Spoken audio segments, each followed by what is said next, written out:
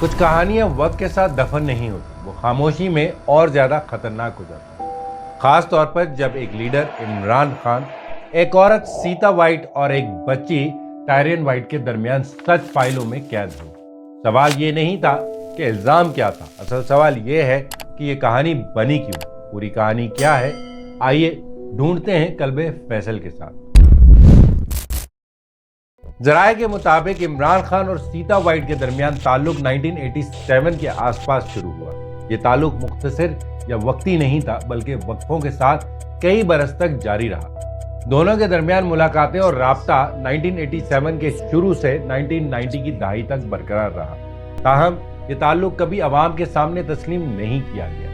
اسی دوران 15 جون 1992 کو لاس اینجلس کیلیفورنیا میں ایک بچی پیدا ہوئی جس کا نام ٹائرین وائٹ رکھا گیا۔ سیتا وائٹ نے پیدائش کے فوراً بعد یہ موقف اختیار کیا کہ ٹائرین کے والد عمران خان ہیں۔ عمران خان نے اس دعوے کو تسلیم نہیں کیا، جبکہ دونوں کے درمیان ذاتی تعلق اس مرحلے کے بعد ختم ہو گیا۔ 1995 میں سیتا وائٹ نے لاس اینجلس سپریم کورٹ میں پیٹرنٹی کا مقدمہ دائر کیا، جس میں عدالت سے مطالبہ کیا گیا کہ عمران خان کو ٹائرین کا قانونی والد قرار دیا جائے اور بچی کے قانونی اور مالی حقوق کا تعین کیا جائے۔ عمران خان نے عدالت میں موقف اختیار کیا کہ وہ امریکی دائرہ اختیار کے تحت نہیں آتے اور انہوں نے ڈی این اے ٹیسٹ کروانے سے انکار کیا۔ عدالت میں مؤثر نمائندگی یا ڈی این اے شواہد پیش نہ کیے جانے کی وجہ سے 1997 میں عدالت نے ڈیفالٹ ججمنٹ جاری کیا، جس کے تحت عمران خان کو قانونی طور پر ٹائرین وائٹ کا والد قرار دیا گیا۔ اس عدالتی فیصلے کے باوجود پاکستان میں اس معاملے پر کوئی باضابطہ حکومتی رد عمل سامنے نہ آیا اور نہ ہی عمران خان کی جانب سے کوئی تفصیلی وضاحت دی گئی۔ نہ کوئی پریس کانفرنس ہوئی، نہ کوئی قانونی تردید اور نہ ہی واضح تصدیق۔ معاملہ زیادہ تر میڈیا رپورٹس اور بعد از سیاسی مباحثہ تک محدود ہے۔ 1990 کی دہائی میں عمران خان اس موقع پر قائم رہے کہ یہ الزامات سیاسی نوعیت کے ہیں۔ البتہ 2011 میں شائع ہونے والی اپنی کتاب میں انہوں نے پہلی بار سیتا وائٹ کے ساتھ تعلق اور ٹائرین کے وجود کا ذکر کیا، اور انہوں نے یہ بھی لکھا کہ ذاتی زندگی کے معاملات کو عوامی سطح پر لانا ایک مسلم معاشرے کی سماجی اصولوں سے متصادم ہے۔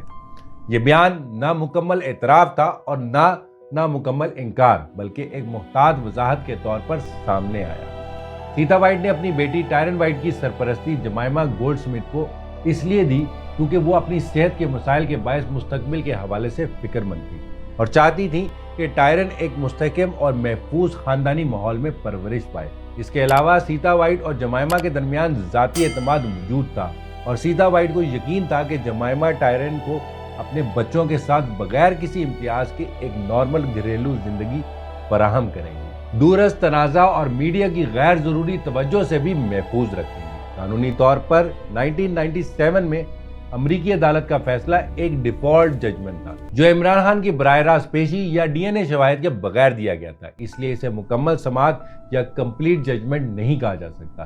سیاسی طور پر اس معاملے کو وقتاً فوقتاً عمران خان کے خلاف استعمال کیا گیا، خصوصاً اس وقت جب وہ عملی سیاست میں ابھرے، جبکہ اس سے قبل یہ معاملہ طویل عرصے تک غیر فعال رہا۔ یہ کہانی ہمیں سبق دیتی ہے کہ نجی زندگی کے فیصلے وقت کے ساتھ عوامی بحث اور سیاسی ہتھیار بن سکتے ہیں، خاص طور پر جب خاموشی کو الزام اور وضاحت کو کمزوری سمجھ لیا جائے۔ سچ ہمیشہ ایک ہی رخ نہیں رکھتا، مگر وقت کا تقاضا یہ ہے کہ ہر واقعے کو اس کے مکمل تنازع میں جانے بغیر اپنے مفاد کے لیے استعمال کرنا غلط ہے۔ یہ تھا کلب فیصل، جہاں ہم کہانی نہیں، اس کے پیچھے چھپے اثرات کو سمجھنے کی کوشش کرتے ہیں۔ پاکستان زندہ باد۔ Like and subscribe. جزاک اللہ خیر۔